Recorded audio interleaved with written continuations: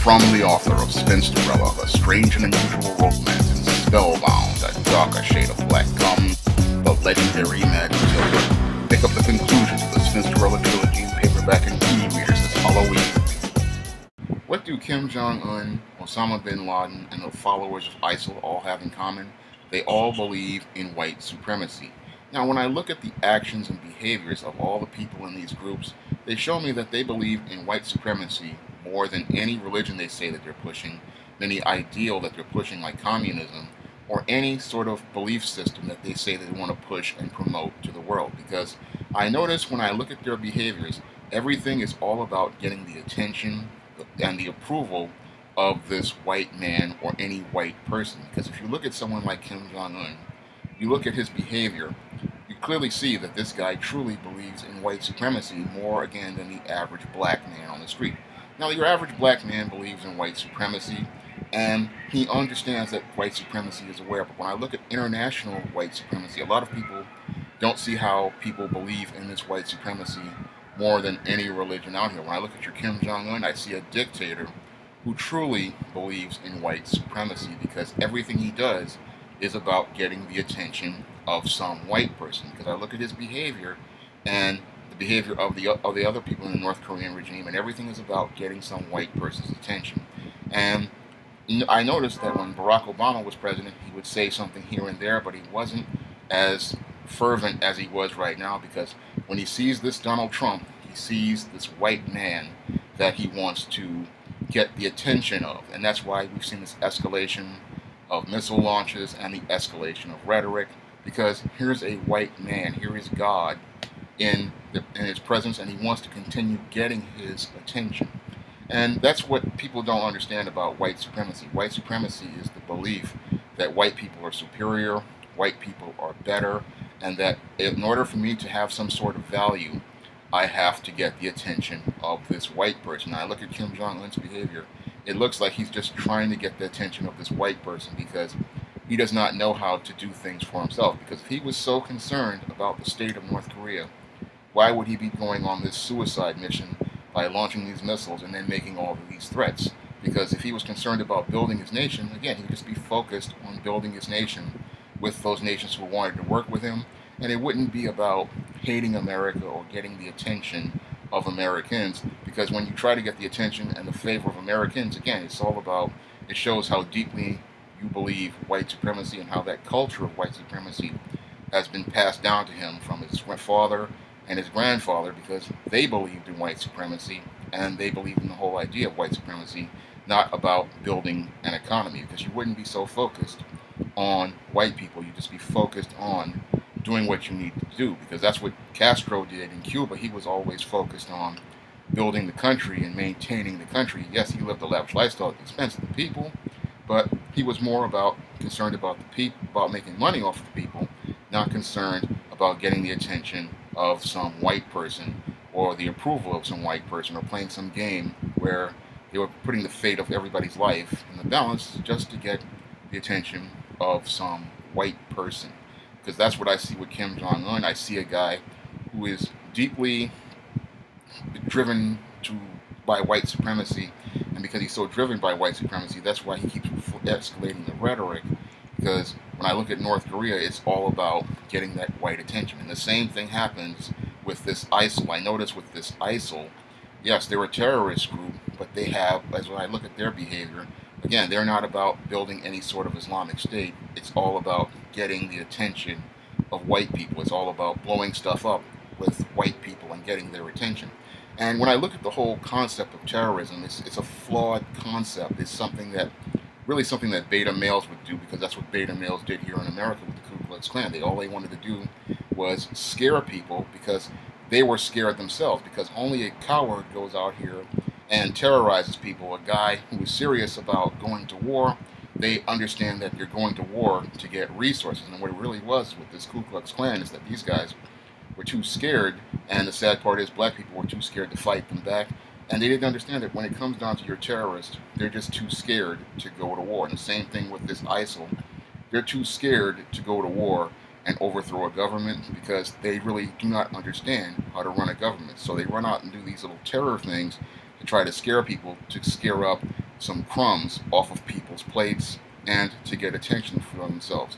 And when it comes down to your ISIL, when it comes down to the Europe and these other countries, again, this is all about scaring people and trying to get attention from white people. Because I notice it's very interesting that when it comes down to your ISIL, it's all about getting the attention of white people. Again, showing me how much they believe in white supremacy, because only a person who believes in white supremacy wants to get the attention of a white person. Why is it always about getting white people's attention and scaring white people? Why aren't these people talking about building their own country or building their own nation? They always talk about this Islamic State, but you never see anybody talking about any serious plans as related to economics, because countries run on money, and when you're trying to lay a foundation for a country, you want to have the money right. And when I look at your ISIL, it's all about scaring people or scaring up crumbs from other people's plates and people living in countries where they get welfare money,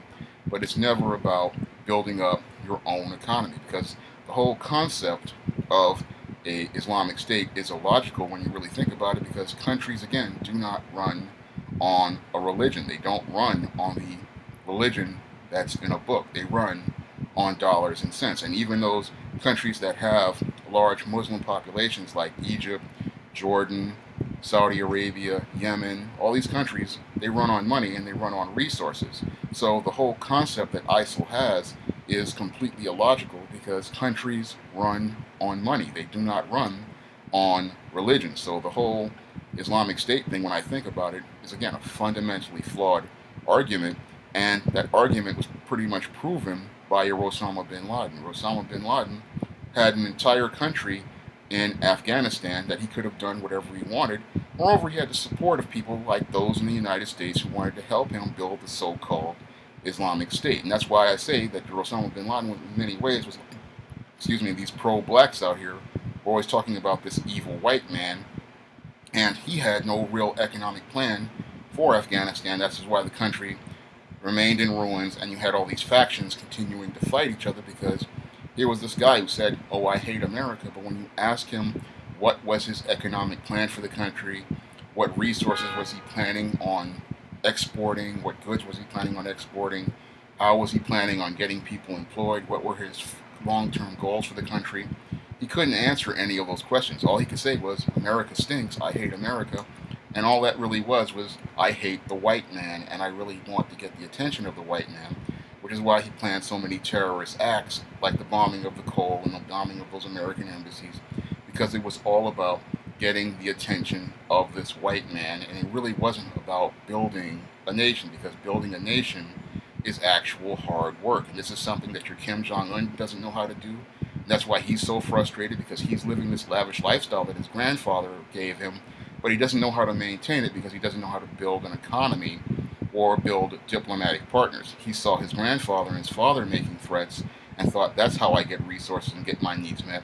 But again, that's not how you build an economy. That's not how you build a nation, because people who know how to build nations understand that you need allies, you need support, and you need political alliances. Your Kim Jong-un is a guy who, if you disagree with him, he kills you, and that's not how you run a country, because you need allies to run a country, you need support to run a country, and you need resources to run a country. Every one of those missiles he's launching actually costs money, and all the rhetoric he's costing is costing him diplomatic allies and diplomatic resources that are very vital in maintaining a country. This guy doesn't understand that wars are about resources. They're not about you trying to get attention of white people. And this is the big problem with this big three, as I see it, and why Osama bin Laden was the first to fall out of the big three, because Osama bin Laden, what he did was he decided, instead of trying to build up Afghanistan and make it the Islamic State people have been talking about what they want, he decided, because he couldn't do that, he decided he was going to participate in 9/11 and blow up the World Trade Center. And when you ask the question, what did blowing up the World Trade Center do? Yes, it scared some people, and it sent the U.S. economy into a recession, but what did it do for the average Muslim on the street? It did not improve their quality of life whatsoever. I mean, 9/11, at the end of the day, yeah, you felt emotions, and that's what a lot of beta males feel after they go and do something like blowing up the World Trade Center or lynching a black man. But at the end of the day, economically, you're still in the same poverty. Yes, you feel something, but you do not grow in any way, shape, or form. This is, again, why I say the terrorist is a coward, because the terrorist is all about his feelings. He doesn't think about war, and he's too scared to go to war because he understands that he may lose his life. So he goes out and tries to scare people because he's too afraid to put his life at risk, and he'll put other people's life at risk, like these suicide bombers. He'll send them out as pawns, but he doesn't have the courage to actually go out here and try to take over a country, because taking over a country requires money, it requires planning, and it requires, after the war, a plan to get diplomatic partners and diplomatic allies to help you build that country up. And your Osama bin Laden didn't know how to do that, so that's why he launched 9/11 as a way to vent his frustrations and a way to have a scapegoat for not being able to build the so-called Islamic State. And when it comes down to your ISIL, which evolved out of the Iraq War and that war in Afghanistan, again, they follow the same failed path down the road, talking about building this Islamic State, but they really don't want to build anything, because building something requires hard work, and you're going to need more than religion to build a country. And when it comes down to this whole Islamic State concept, again, it's a fundamentally flawed concept, because religions don't build countries, because religions are not something you can build a country on. You need economic resources to build a country, and religion really is just a tool people use to control the masses. It is not something people use to build a country. Religion is what people believe. It is not what makes a country work. And when you're ISIL, again, they say they're pushing this Islamic State concept, but again, why do you keep seeking out the attention and approval of white people? Why do you keep looking for white people's attention with all of these terrorist acts? If you really want to build a country that's Islamic State, you'll go out here and build an Islamic State like a Saudi Arabia. Because Saudi Arabia, when you look at the big picture, they had a lot of leverage. And the reason why they have leverage is because they have resources. And they have resources people want, like oil. And because they have oil, they can dictate the terms to countries like the United States. And that's why they have economic power. Because we look at the 1970s with the oil embargo, OPEC was able to get great leverage because they knew that the U.S. depended on them for oil, and they knew that if the U.S. got in their face, they could use the oil embargo to keep them from getting into their face. And what happened was, U.S. had to concede to them because they had an economic resource. Your ISIL, on the other hand, all you have is a bunch of guys blowing up stuff, and that is not an economic resource. That's scaring people, and scaring people, again, shows how scared you are, because you're afraid to go to war to take resources. Again, wars are about economics and taking resources. Terrorism is just an act of violence to try to control people, and it only controls those who are scared of that person and their violence. And moreover, when it comes down to terrorism, it's not just about scaring people, it's about trying to get the attention of someone. And again, that's beta behavior, because betas only want to get the attention of the more popular person, and when they can't get into the inner circle, they act out in violent fashions. And when I look at their behavior, again, it's all about getting the attention of these white people. Because I noticed that all the acts of violence they participate in, they're all about white men, not about white women. Because all the beheadings were all about killing white men and getting the attention of white men. And I remember the one time they had the white woman who was a hostage, when she wound up dead, they never showed her being beheaded.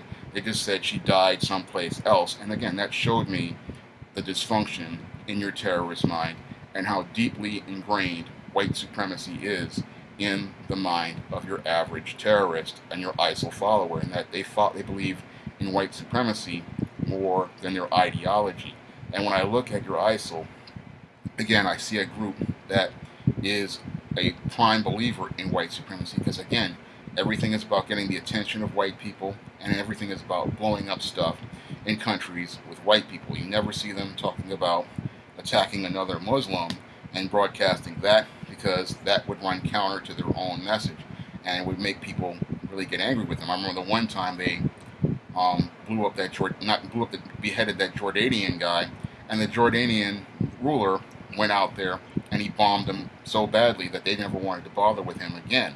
And that's the response that really everybody else needs to take, instead of trying to play this game where you keep trying to get these guys, keep trying to play this game with them, because really they want attention, and the whole thing is you have to show them that you're not going to give them that type of attention. That the response that the guy in Jordan gave was the response you need to give your ISIL, because like your pro-black, they're just in this for attention. And if they see them getting negative attention, they're going to stop responding. And the whole thing is with Kim Jong-un, again, he's looking for attention. This is, again, beta behavior, because wars are about getting resources, not about attention. And when it comes down to the beta male is all about getting attention for himself and getting the approval of others. And that is a position of weakness. When I look at all three of these guys, they're all approaching from a position of weakness. And this is why none of their movements have really gained any traction or any momentum, because, again, if you were serious about building up a country, you will be focused on nation building, finding those resources that are valuable, finding those resources that have value, and finding those resources that will help you make your country into an asset, and then using that as leverage to trade with other partners. When I look at the way these guys operate, everything is about social currency, and social currency really has no value in a global marketplace. When it comes down to social currency, just like here in America, social currency is what beta males usually try to get from people, and that's why America is stalling right now, because when you have a large group of beta males, not only in America but the world, they're focused on getting attention and approval of others, not building anything of significant value. If you'd like to see me make more videos like this, you can donate to my Patreon by clicking the link in the description box. And if you want to try some of my SJS direct titles, you may do so by clicking the link to Amazon.com. That's all I have to say for this video. You can comment, rate, and subscribe.